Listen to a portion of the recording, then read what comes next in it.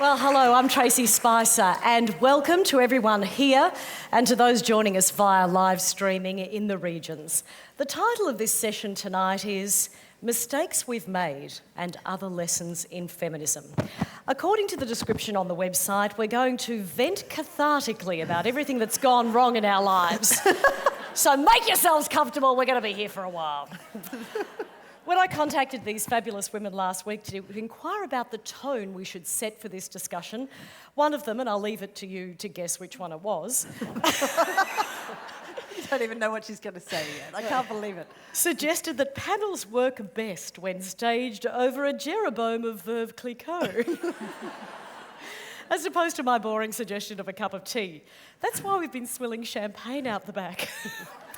Time will tell if this turns out to be a mistake or a lesson. Joining us tonight, speaking of the devil, is writer, broadcaster, common sense crusader, self-proclaimed bad feminist, and the woman single-handedly ending the wife drought in Australia, Annabel Crabb. Thank you.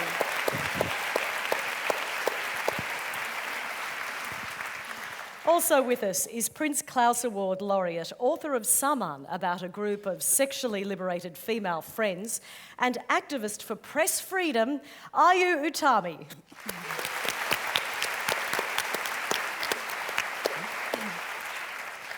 Centre stage is former Queensland Premier, now CEO of the YWCA New South Wales, and author of Through the Wall, Reflections on Leadership, Love and Survival, Anna Bligh.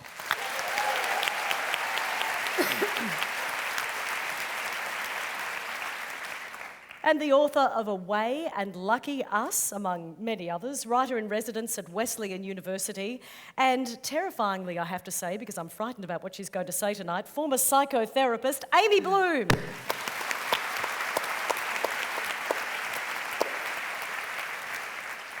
Now, this is supposed to be an evening of feminist do's, don'ts, been there's and done that. So I guess in true Year 12 debating style, we should first properly define the topic.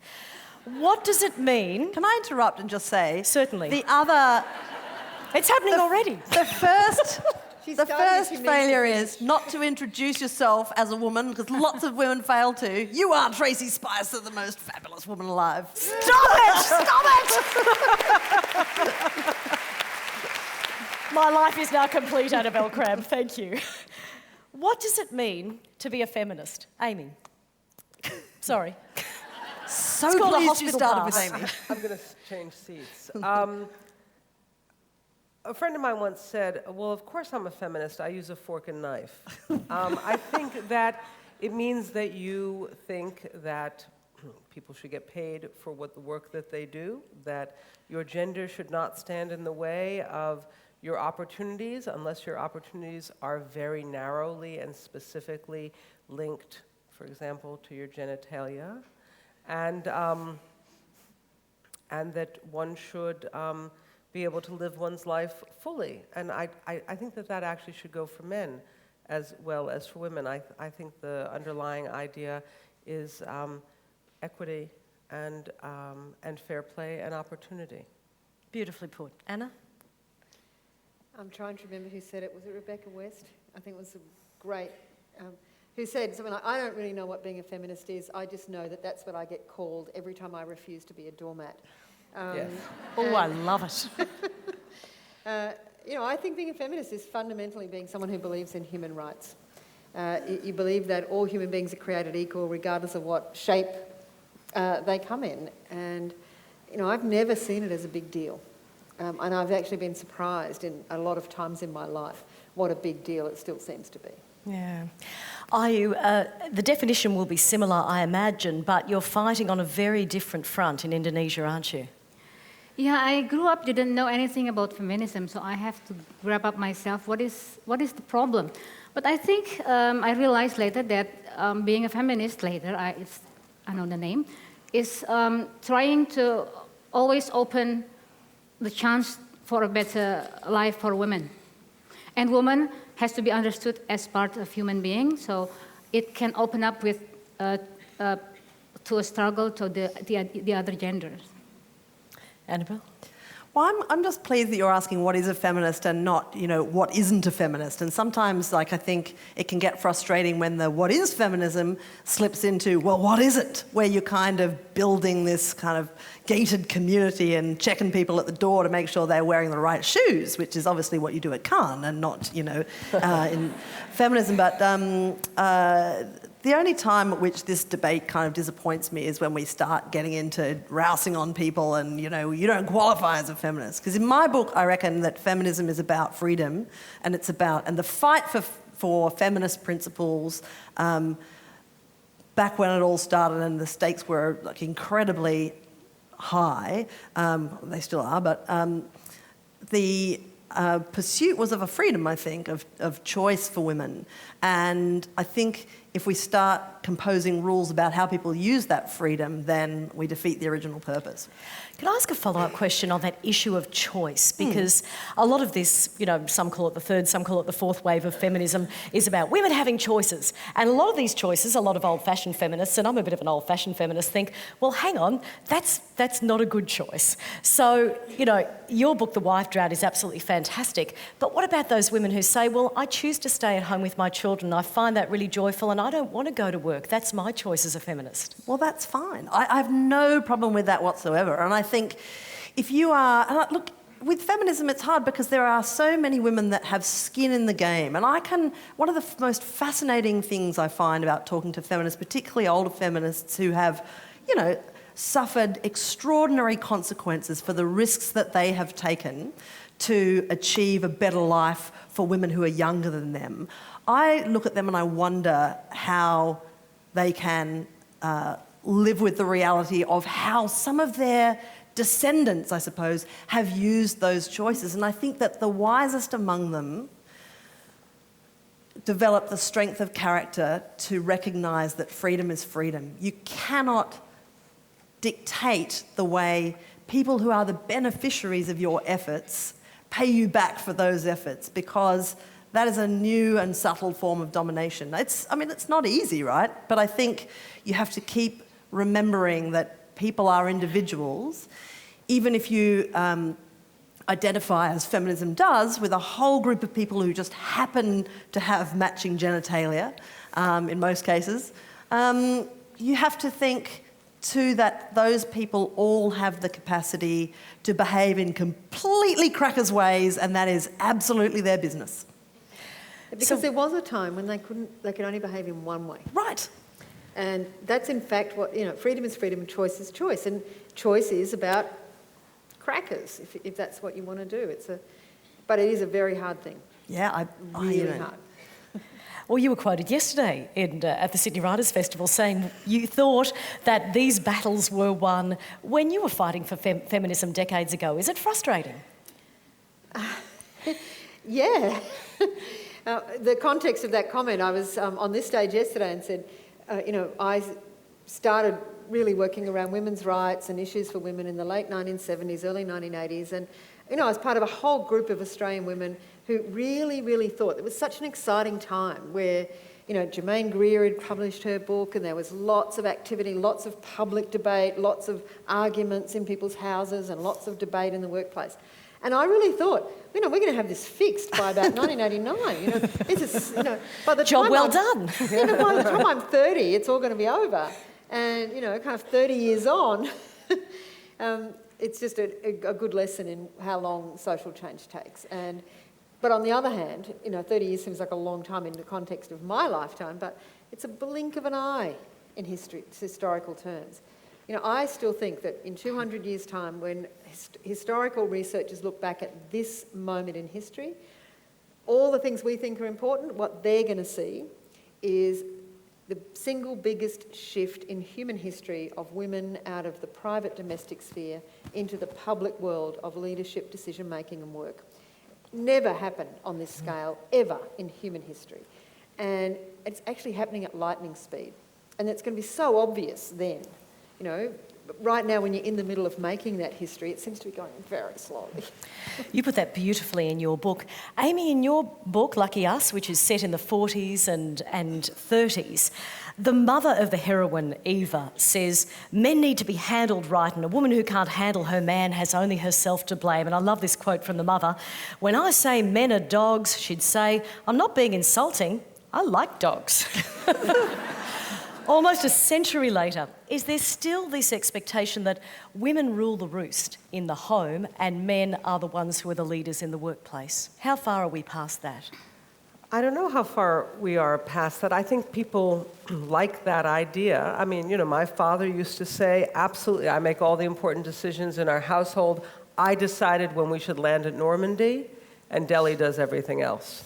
But I think there's also a lot of affectionate feeling about that position because it makes it seem as though the power differential is not serious. And I understand that. I think marriages are complicated. I also, having been a baby feminist in the 70s, in the States, the attitude that the personal was political was something that I was completely prepared to let go of any time in the last 30 years when it no longer seemed important, and it turns out you can't let go of it. And I think that those things are domestic. It also made me think of my dad when you were talking about feminism as a gated community, keeping people out. My dad would read the newspaper when I was growing up. He'd read the New York Times, and he would turn from page to page, and he would just go, good for the Jews, bad for the Jews. Good for the Jews, bad for the Jews. And when somebody finally said to him, well, the Jews are such a closed community, they want to keep people out, he said, are you kidding? He said, we are a shrinking population. There is nobody we should keep out, which is pretty much how I feel about feminism. There is nobody we should keep out. Wow. Ayu, one of your characters, Maya, had been taught women existed to serve, not to be served, as part of something that's called a noble sacrifice. In what way as women do we still feel compelled to martyr ourselves? Yeah, but maybe to give you, I'm the only non-English speaking and the only non-Western in this panel, and I come from a completely different background. Probably I give a little bit of context of my place. I come from Indonesia. It's the biggest Muslim population. It's the fourth biggest population in the world and the biggest population of volcano. And you may find something bizarre. I can give you some examples in Indonesia that something, as a feminist, you find it bizarre. Like one virginity test. The military still apply virginity test to the girls who enroll for the military academy and to the fiancé of the young officers who are going to get married. And we still have political party that proudly promote polygamy.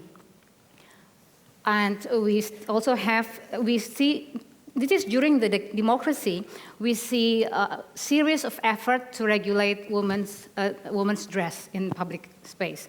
So this is the background I'm coming from, which probably very different from you.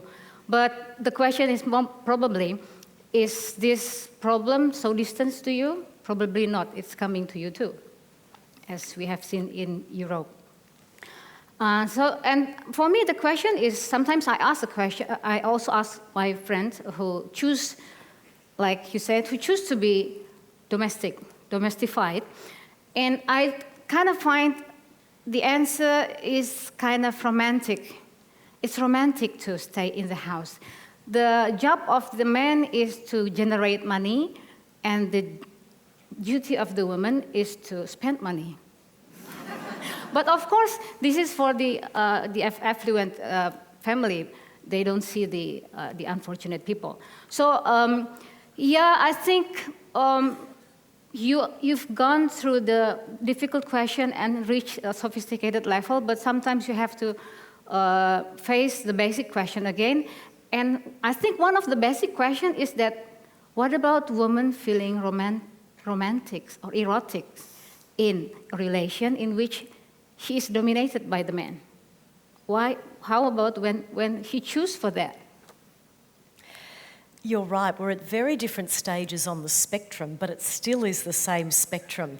That reminds me of something you wrote in your book, Annabel, about very high-powered women doing even more of the housework because they feel guilty and they feel like they're somehow compensating for being leaders within their industry. Can you extrapolate on that? Well, look, when I was writing my book, I was relying on the research of all these fantastic experts in the fields, particularly of domestic labour division. And there's a woman called Janine Baxter, who is one of the great authorities in Australia, analysing the historical time use diaries, which is where people fill out minute by minute how they use their time at home. It's kind of the only record we have of who does housework in this country. The only way you can find out, because we don't use any other kind of certifiable means like paying people for housework. You just have to rely on people filling out diaries for the ABS.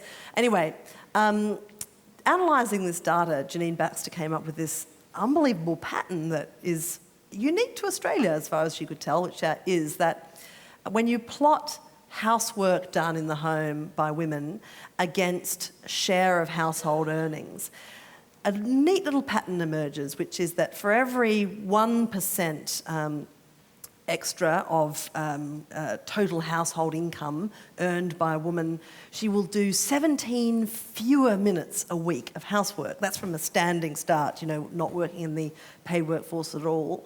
Every extra 1% of total household income causes her to drop 17 minutes of housework. And that is a pattern that holds right up to the point where that woman is earning 66.6% of the household income. I'm not joking about that number. It's like the number of the laundress or something. She, at that point, which is to say the point at which she, by a small margin, becomes the primary earner of the household, then starts picking up housework again. And the only explanation for this, and there are kind of allied, Amy, results in the US where women don't change their behaviour, but at about that same point, men start doing less housework in sort of silent protest.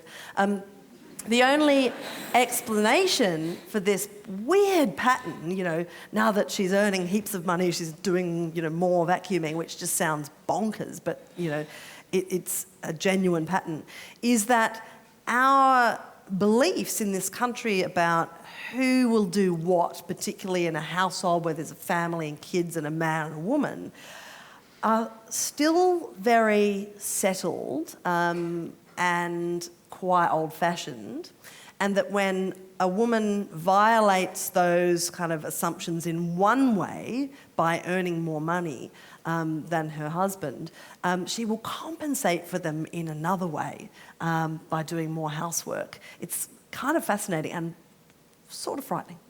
I always find those assumptions of gender to be so fascinating when people say that women are better suited to child rearing or housework, stuff you. It's bizarre. Anna, one of the things I like about your book is it really concentrates on women in leadership. And in a country where our Prime Minister has once said that women are physiologically unsuited to leadership, do statements like that make you murderous with rage? A simple yes or no will suffice. Statements like that won't make me want to put a fork into my eyeball. But just before I answer that question totally, just before I came in here, my mother is one of 9 children, 8 of whom are girls. So I am, this daughter of this matriarchy around the country. And so I was talking to my mother, and one of her sisters has just had this terrible accident. She has fallen over her vacuum cleaner and broken her elbow. So all of the sisters have now agreed, incontrovertible evidence, that housework is dangerous and bad for you. She shouldn't undertake it. Right. Look, I don't think that I don't think gender determines whether you are physiologically or characteristically or personally suited to leadership. I do think that all leaders, male or female, have certain characteristics that make them more or less suited to leadership. I think there is I think if you are, emotionally volatile, incredibly mercurial, easily angered, then you're probably going to find leadership really difficult, whether you're a man Because or I've never met any political leaders like that. But they're not the good ones. They're the short-lived ones, you're right. You know, like when you think about the people who do it well, Yeah. you know, they do have personalities that I think are kind of suited to the stresses and pressures of the job. And in my experience, those personality characteristics are pretty evenly distributed between men and women. You know, I've certainly met plenty of women who are totally unsuited for leadership and plenty of men who are equally unsuited for leadership and vice versa. It's not been my experience that, you know, I went to a Catholic girls' school where I was taught by nuns, and so my first experience of real leadership were strong these women. really strong women, some of whom were, you know, in the wrong place. But most of whom were terrifically inspiring, capable leaders. But they will say that it's because they're not married. Possibly. But it was still a good example that it wasn't about their gender. It might be because of their circumstances, you're right, that they would have found it much harder. Well, in 1960s Australia, they would not have been in those jobs, which is why nuns were doing it, because married women didn't do it. But it did teach me that the mere fact of being a woman does not mean that you're no good at that stuff. Do you think marriage changes women, though, like, or even having a family, even if you don't get married? I mean, I reckon, like, having had a look at it when I was writing the book, I think that some of the big changes that happen to women, where some of those really strong underlying assumptions about how women will behave do kick in when you have babies. Yep. I was going to say, I think marriage changes everybody. Yeah. You know, it's an agreement to share your life, and once you decide to share things, then you have to compromise, and sometimes it's your turn, sometimes it's someone else's turn, and that does make it more complicated than if you don't make that agreement and you just decide, I'm going to live my life and you know, realise whatever potential I have on my own. And yet often the compromises that are made by the woman, not by the man. Yeah, but not all the time. I do just think that marriage, you know, is a decision to share. And some of us do it better than others, some of it totally fails, but that's fundamentally what it is. But I absolutely agree. It's when you become pregnant and you become a mother. I think we've challenged a lot of other stereotypes about, you know, can women can they survive university? Are they intellectually capable of, you know, higher learning? You know, can they enter professions like law or medicine without, you know, losing their femininity? Can they be political leaders? All that stuff. But the minute you become pregnant, you're back to the most traditional sense of not being a parent, being a mother.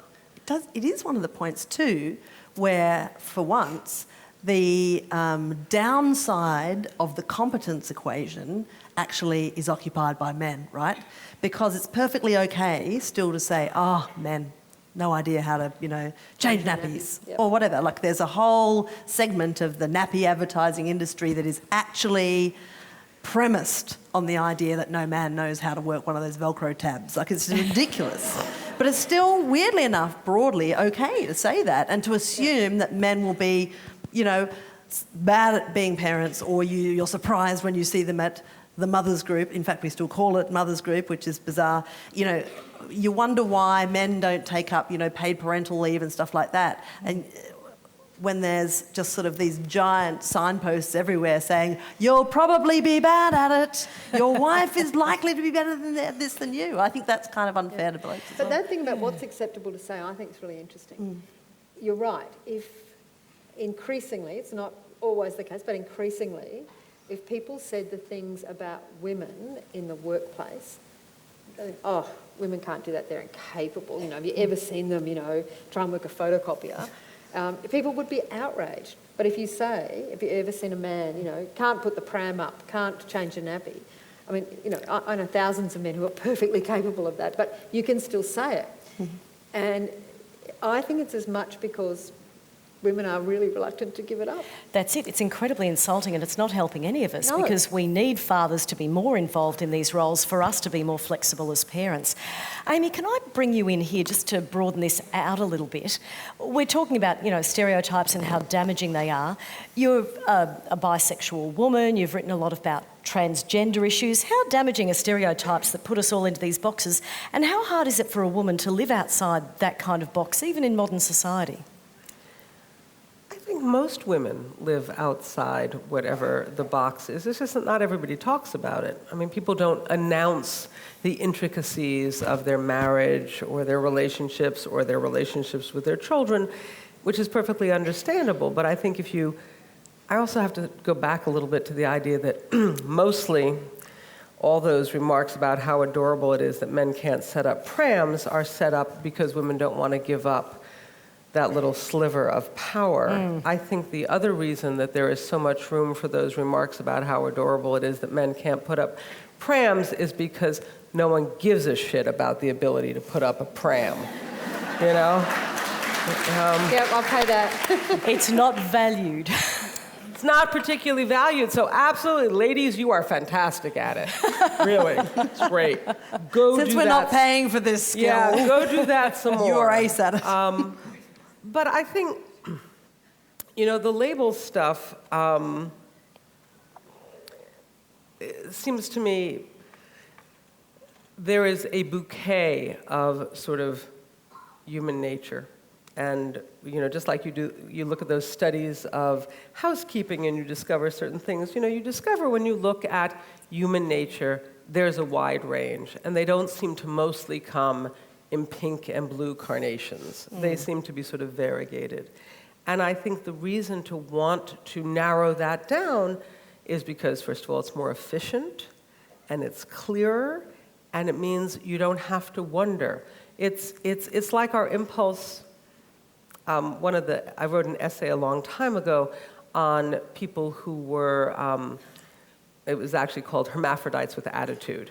And it was in the States, and there was a terrific organization called the Intersex Society of North America. And one of the things that they talked about was what happens when babies are born, and it's a little unclear, often a lot unclear, about what their anatomical gender is. It's a little hard to discern. And the solution in the United States, and also I believe in Australia, courtesy of Dr. John Money, who I think was from New Zealand, and did a lot of work on gender, was that you would make a surgical decision right away because the idea was that it was unbearable to the parents not to know from the moment of birth what gender their baby was. Oh, how fascinating. And so what the decision was made medically, that you had to make this decision right away. And I remember talking to a man who had been born intersexed, and he said, if it had not been for my parents' fear of the medical profession and lifelong habits of procrastination, I would have found myself as an adult as a very, very unhappy lesbian, as opposed to a very happy straight man with a very small penis. And, but the issue there was that it was impossible to imagine how you approached your child if you weren't certain what gender they were. And I have to say that the woman who changed in America the position of the American Pediatric Association about this was herself intersexed. And when you talk about how change happens, spent 10 years, as she would say, being the weirdo with the picket sign outside the American Medical Association meetings, and after about 10 years of that, became the keynote speaker. And the American Medical Association changed their policy I think on you surgery. make such a good point about change. Change always comes about because of personal association. When you bang up against an issue, a friend that you love or a relative is affected by it, that's when you get your deepest understanding, right? And then 10 minutes later, it seems totally obvious. And I think that, that is one of the things that frustrates me about the division of responsibility, at work and home and so on, is that I think women get close to those issues of childbirth and child rearing and so on, because the assumption is that they'll do it and they end up doing it, and then they have time with kids and then they know how to do it and on they go. I think that the barriers that are there for men between themselves and that process, and it starts because the act of having a child doesn't require them to leave their job. And in fact, in Australia, fathers of newborn babies work on average 4 hours more a week after they have a baby than they did beforehand. And you can see how it all happens. You know, they get gradually sequestered from that part of their life. And because people aren't saying to them, oh, you know, are you or aren't you going to take parental leave? They kind of just take 2 weeks maybe, and then off they go back to work. They gradually get further and further away from that part of life. And, you know, I think in some cases it takes an accident or some sort of twist of fate to reverse that, but often those people find their lives change forever. They change the way they work, just like the way women do when they have families. For example, having a daughter, that research on CEOs who have daughters having better workplace policies, because they don't want their daughters to face the same kind of barriers that women in the workplace face at the moment. Right, and there's this study by this great woman called Ebonya Washington who did this, such great piece of research a few years back, where she analysed the voting patterns of members of Congress in the States.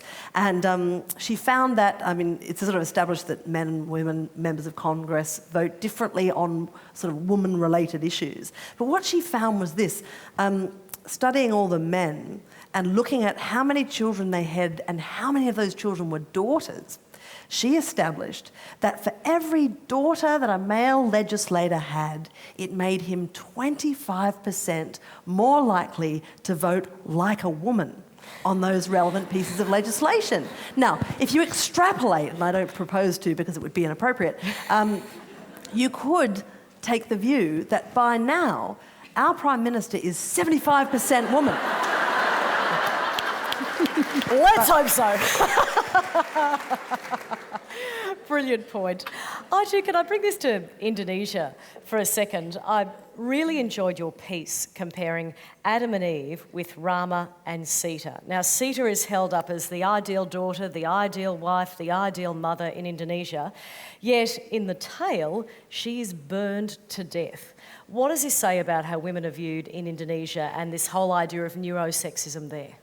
Yeah, the adoption of the Ramayana is an Indian epic to Indonesian context is also interesting because we have a temple in Central Java, the Prambanan temple, that depict the Ramayana. It is Ramayana becomes very popular in Indonesian memories too. But the Ramayana depict in the temple erase the story about the burning of Sita.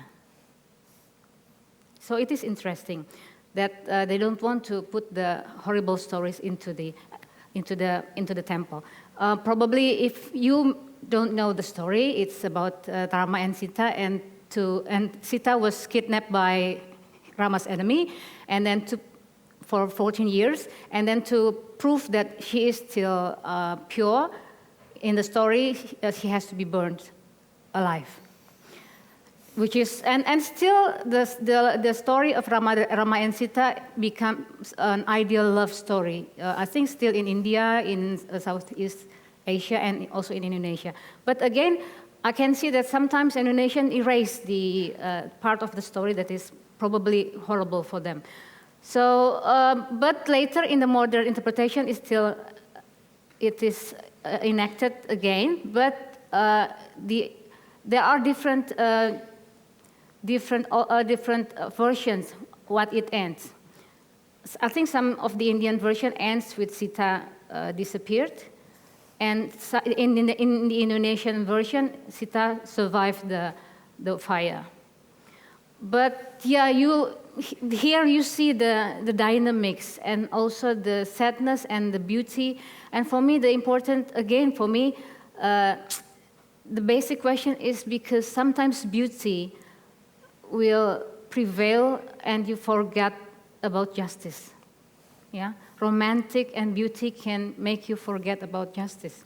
That's so well put. I also think you're an incredibly brave woman fighting for press freedom in Indonesia, but also writing Salmon in 1998, a sexually explicit book about women and their sexuality. What was the response? Did you have any kind of threats, any backlash? Well, I was a bit clever because for me, I think Indonesian society tend to be hypocrite in terms of sexuality and religion. So I want to show that religion can also be perverted easily. Anywhere there is power, you can pervert it easily. So I know, but I know that the Indonesian majority Muslim. I'm not a Muslim, so I'm using the Catholic text, the Christian text, to show that how the perversion came up. So it's okay because I'm using the Christian text. Fair enough. We're going to open it for questions in a couple of minutes, but I just want to touch on something you said before, Anna, about, leaders are leaders dependent upon their personality, not their gender. When you lost the 2012 election, and I know you say in your book, why do people ask about the lost election, not about the won election? How much of that had to do with you being a woman and how much of it didn't, or is it impossible to tell? Look, it's probably impossible to tell. Tracey's alluding, I say in my book, I have people very regularly saying to me, what was it like to lose? Like it's an experience I want to keep reliving by answering their question. So please ask about it. But no one ever says, what was it like to win? Because I did win an election. And I think that's because people actually can imagine what it's like to win. And you can imagine the euphoria, etc. And people are very conscious that when you lose an election, it's a bit like, losing a gold medal at the Olympics or something. It's very public. I mean, everyone knows, everyone's had a failure in their life, everyone's lost something they didn't want to lose. But generally, it's kind of private. It's between you and your friends and your family. And when it's, so public, people kind of think, God, that must be a really hard thing. And I wanted to talk about it in the book because it worries me that it's those sorts of experiences that keep really great people out of politics because they think, it could end there and I don't think I could survive that. And to say, well, actually you do. In a very short period of time, you realise the people that you love and the people who love you all still love you, and you actually do, these things are very survivable. It's just the public nature of them that people kind of resile from. I did think at the time that part of it had to do with, and I still think perhaps the sort of size and nature of the loss had something to do with being a woman. But here we are, just 3 years later, and my home state of Queensland, which is north of here, has just become the first state in Australia not to elect a woman leader for a second time. And there hasn't been much commentary about this. There's been a bit of commentary about the fact that Anastasia, the new Premier, is the first cabinet in the history of Federation to have more women in it than men. I can't wait for that photo call where they're like, where are the guys? Bring them to the front. It's looking awkward. Come on. Where's the token man? Yeah. Or for someone to tell them to wear a coloured suit. Yeah. Stand out. But I think this is actually quite important because, one, it made me think whatever I did right or wrong did not kind of rest heavily on, the electorate did not settle all of that, what they liked or didn't like, on the shoulders of all women. They kind of thought, women are so hopeless at this that I'm never going to put my trust in another one, because 3 years later they did. And when you're in the business of, when you're trying to affect big social change in whatever field, firsts are really important. They really challenge stereotypes. But, I've said often, it's actually the second and the third and the fourth that make the real difference, because they're the ones that take it from novelty to normal. And that's what the new Premier in Queensland is doing. It's the first time in this country that one jurisdiction has voted for a woman the second time. And in a really short period of time, in one electoral cycle. that tells me that, we've got a real chance here of becoming normal. Well, thank you for busting through that wall for the rest of us.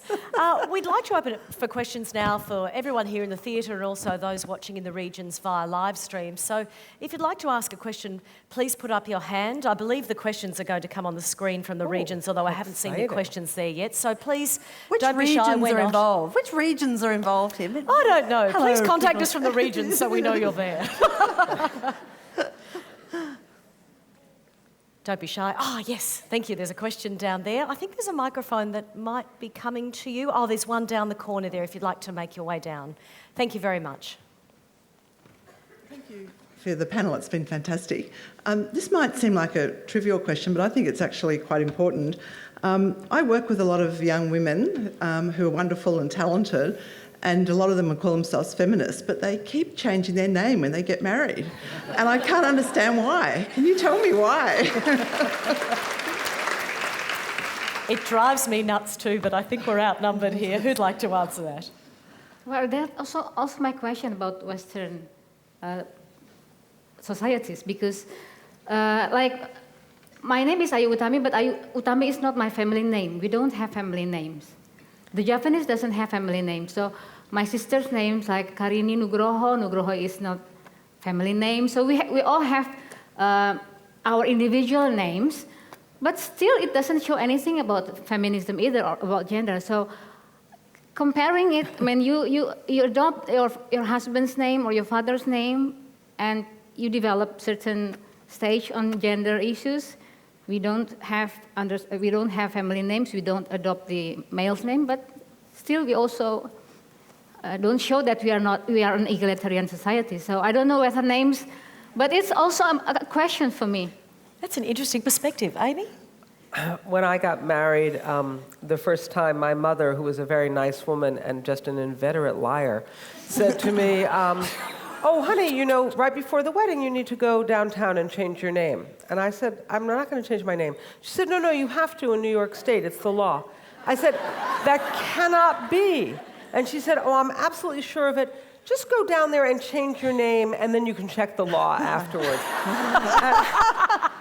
This is also the woman who, when I said I was not going to get married in white, called me on the phone. She said, I found a beautiful wedding dress for you. And I said, okay, what color is it? She said, it's cotton color. Yeah, but love, your name's Amy Bloom. Why would you? It's the greatest name ever invented. I'm Annabel Crabb.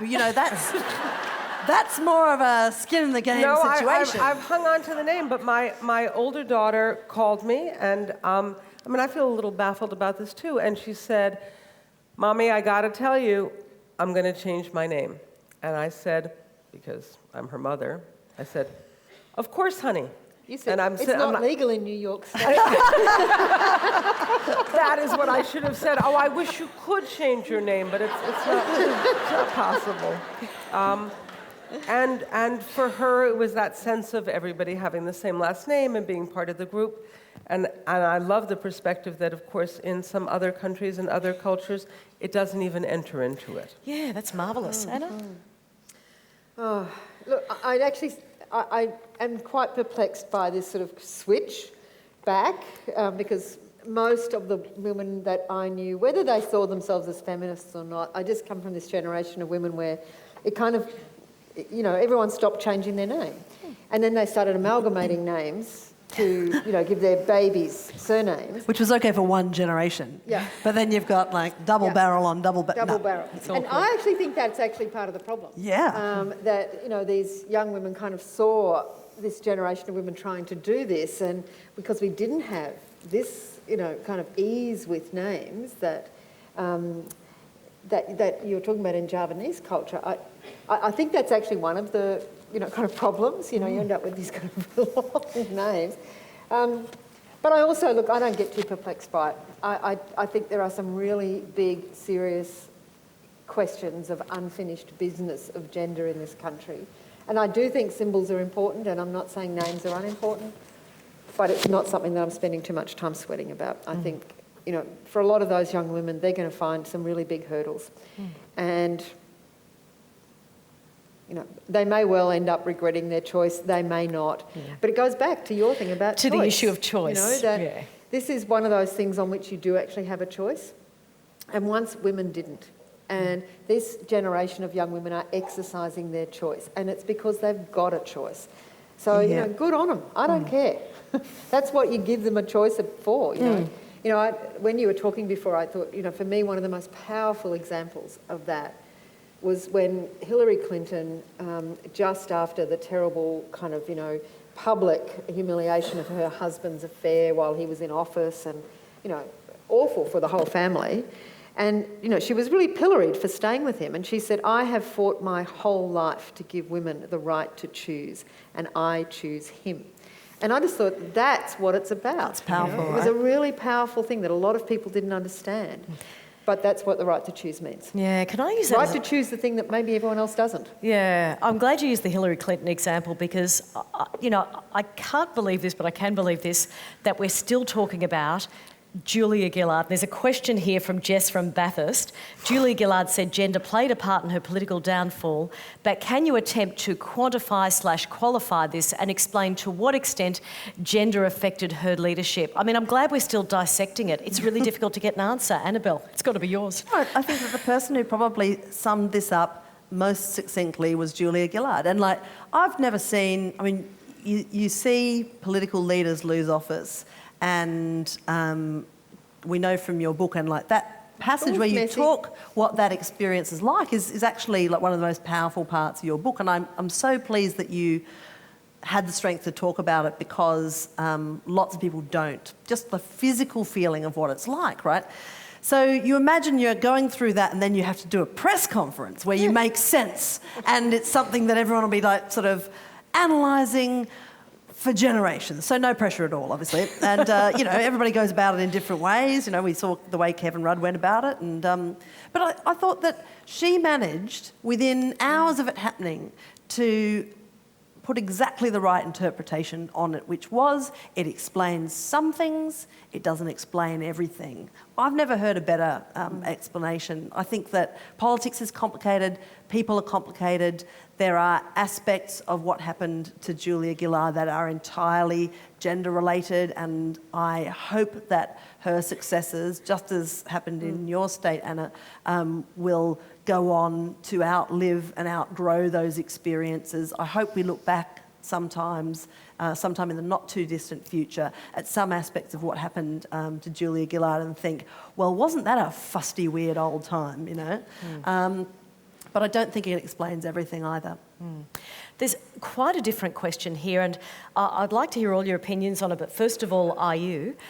Martha from Bathurst asks, how do the panellists feel about women in their home country or in Australia who choose to cover up completely, such as wearing the niqab or the burqa? I mean, living in a Muslim country, what are your thoughts on that, Ayu? Yeah, that's also an interesting question for me. There are more and more women in Indonesia, and I think in the world, that started to adopt not the complete burqa, but the hijab, yeah? Some of them are those who used to be very liberals in their previous times, in their young. Some of them married Western, like European, American, and then she started to wear hijab after. So it is also an interesting phenomena for me to understand, though I still don't really understand what really happened. I mean, to be frank. Sometimes I wonder, I ask questions to them, but usually I still don't really understand the complete the reason. What do I say? Yeah, for me, the main question for me to want to ask, but I haven't still the answer, is that when when the individual decide to cover herself, is it an individual choice? But then will she apply it to the daughters or not? Or will she give freedom to the daughters to choose whatever she likes later? Because nowadays in Indonesia, people also started to dress up the little girls with with hijab. Sometimes my husband called them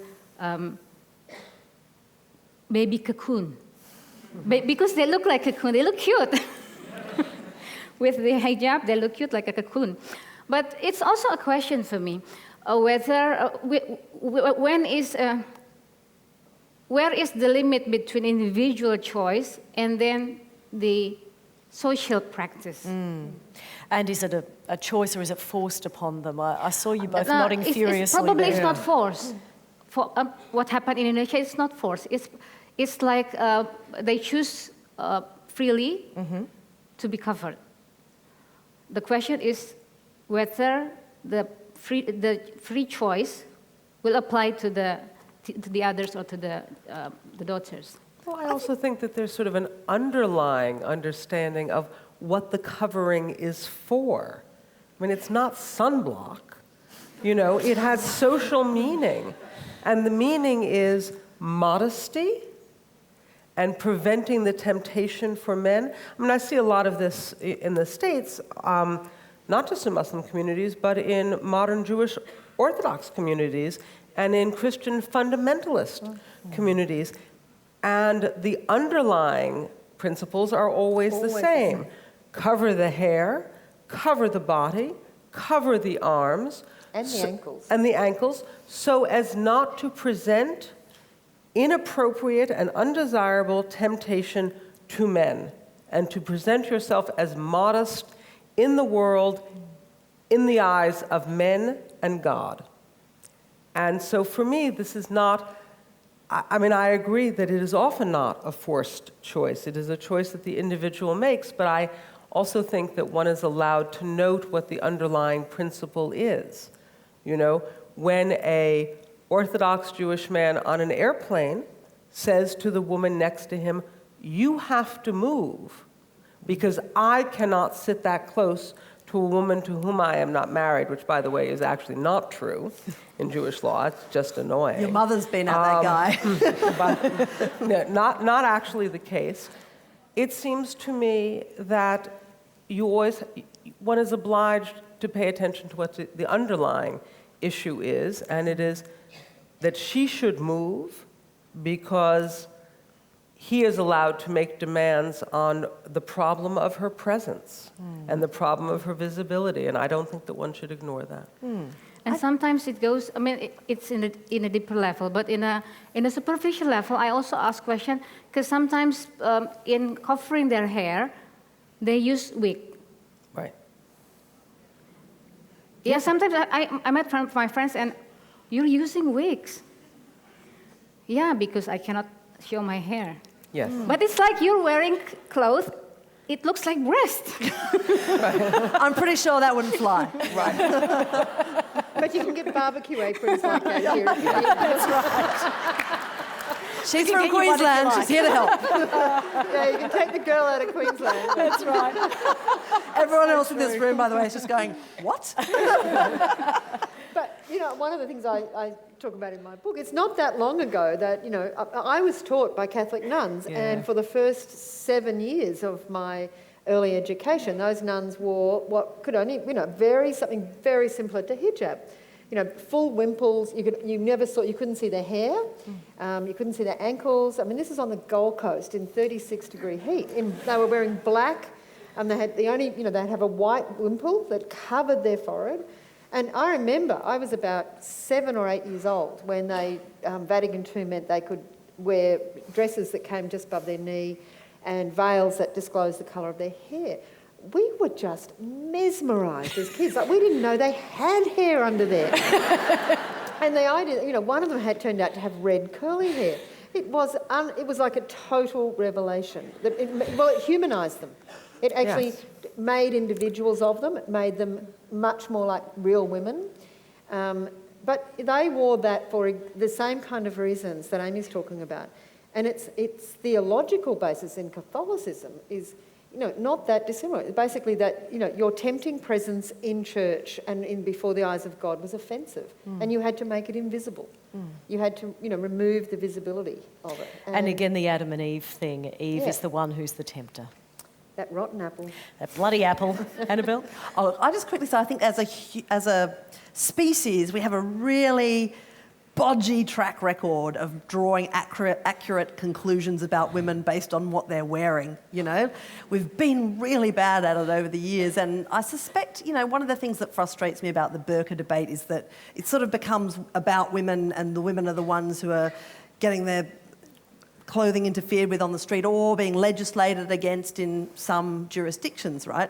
And I think that maybe in the circumstances where a style of dress is the result of a dominant culture, then maybe the best place to start is with the culture and not with the outfit. Yeah. Nicely put, or the woman. Right. We have exactly 3 minutes left.